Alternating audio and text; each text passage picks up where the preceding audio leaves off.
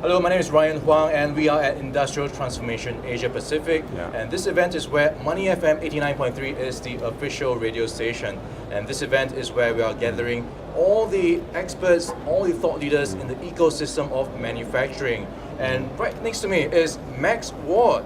He is the CEO of OpenPort. Yeah. Max, just give us an idea what OpenPort does. You have identified this challenge in the supply chain around cash flow. Right, so we focus on business-to-business logistics in emerging markets. So this is most of the people on the planet and most of the consumer goods movements.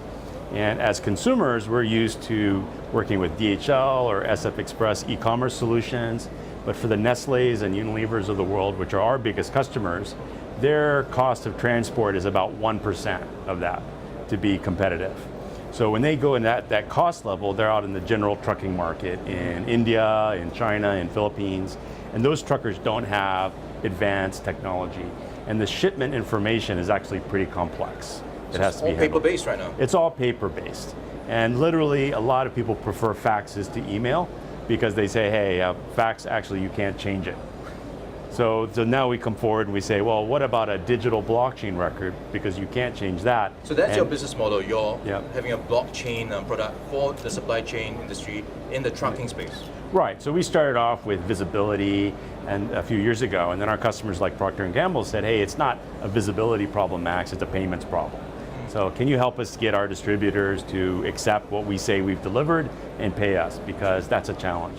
Then when you talk to the suppliers, to the Procter & Gamble's and the Nestle, their problem is even bigger. So what we said is we've got to build a digital record of what's happening in the supply chain so the cash can flow. Because the reality is, until you prove what's been delivered, the cash doesn't move. And so that's why we got into blockchain, and we said, well, if we build a blockchain delivery record, it'll be trusted. And if somebody else builds it and we don't have it, ours might not be the most trusted one. So we want to have the most trusted source of what happens in logistics. And what we found is that the parties that are most interested in that are really banks and financiers, because they're out and they're trying to do supply chain finance today to help these SMEs who can't get cash, for example, but they're looking at a bunch of crazy paper invoices and a lot of lack of trust in the supply chain. So they would rather finance a OpenPort, real-time, digital signature record of exactly who delivered what, exactly when in the supply chain than a scanned paper document. And they're on a peer-to-peer fintech model where we have increasing traction in a number of countries around the region. The funders that come in to that fintech platform would rather buy our receivable supported tech than not. Max, help us walk through your business model. How do you monetize this blockchain idea? Well, yeah, so we've been doing digital transportation for some of the world's largest companies, and that's really most of the business we built up. But now that we're able to offer financing and enable that, basically, not only are we taking a small percentage of the freight invoice value, but we're able to go right into these suppliers. First market where we did this is the Philippines, and now we start financing the goods value. So what was a $1 per shipment fee when we were just selling visibility solutions, then became, when we were digital transport provider, a few $US per shipment more. Now we're literally 50 times that when we're financing the goods. So that's at a real change to our unit economics, but actually we're delivering a lot more value to the different stakeholders in the supply chain with this solution. Right, Max, you're actually already operating in some markets. What's been the reception so far, and what's been the obstacles to getting it even further more popular?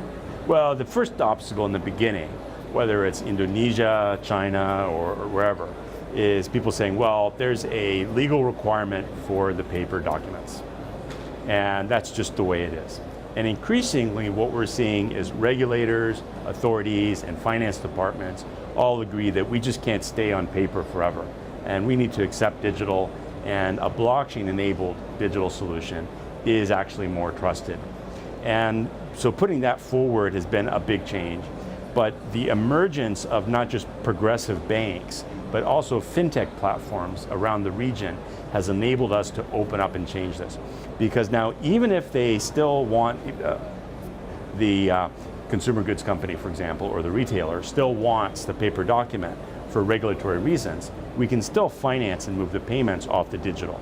So that means that we're starting in a number of markets around the region to really set up a digital supply chain, which means things move, instead of waiting 100 days to be paid, including shadow credit period, now it's a next day settlement. So which markets have embraced this so far? Where are you in? Philippines has been very progressive for us.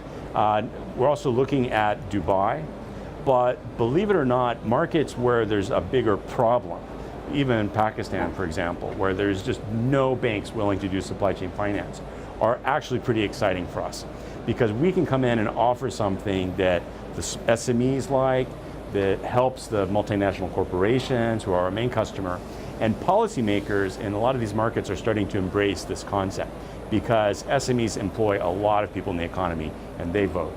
And what we can do when we bring the cash into the SMEs faster, they're saying that they can triple their business in 3 to 6 months. And what that means is they're just going to start hiring, right? So it's great for the SMEs, it's great for the labor force, and we're seeing some initial strong regulatory support of this model. So I'll predict that in a few years, many countries in emerging Asia are really embracing digital technology and blockchain invoicing for the purpose of supporting all the stakeholders in their local sounds economy. like an exciting future for OpenPort, Max. Yeah. What's next for OpenPort? Well, one of the things we are particularly excited about is going into public markets.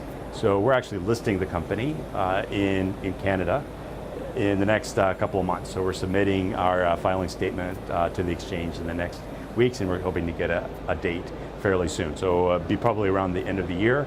And this is part of us expanding actually beyond Asia. So we've just signed our first agreement with a large logistics company in Panama, which is a cash-based transfer economy, where we're going to be helping retailers and distributors start to go digital and settle without moving amazing amounts of cash around. And that's be our first major foray. We also have some customers in the US, but now we're really expanding outside of Asia. And we've got Africa on the horizon and many partners. I'm in Jakarta tomorrow with a very large conglomerate, which we are already partnering with at some level, and this may expand further. So we're expanding with partners, and we're going public. And Singapore's on the list as well, I'm sure. Singapore's on the list. I was here for meeting up a potential partner, which is a fintech, and they're looking at using that technology to do things like reduce disputes on liquor financing, just to different retail points around Singapore. Where the example I always use, which they see as well, is you deliver 10 cases of wine, right, to Carrefour or a retailer, and driver drops a case. Okay, so 9 cases of Yellowtail, yeah. 1 case of Chateau Lafite. Which case did the driver drop, right? Because we need to update that immediately, and it needs to be authenticated, it needs to be trusted, so there are not disputes about exactly what got damaged, so that the right amount can be invoiced and collected. So this is the key business problem that we focus on, and we're excited about the use case around enabling accelerated financing at lower costs of capital. So in Philippines, we are brought down the supply chain financing cost from the financing party from 5% to 2.5% a month. And that's great. And we're working with some banks to extend even lower credit rates on a more broad base, because now the banks are saying, because we know what's happening in the supply chain, we're willing to lend to suppliers and also to distributors and retailers. So that's a big change. All right. All the best for Project Max. Thank you for your time. I've been speaking of Max Ward. He is the CEO of OpenPort, and I'm Ryan Huang for Money FM 89.3. Money FM 89.3.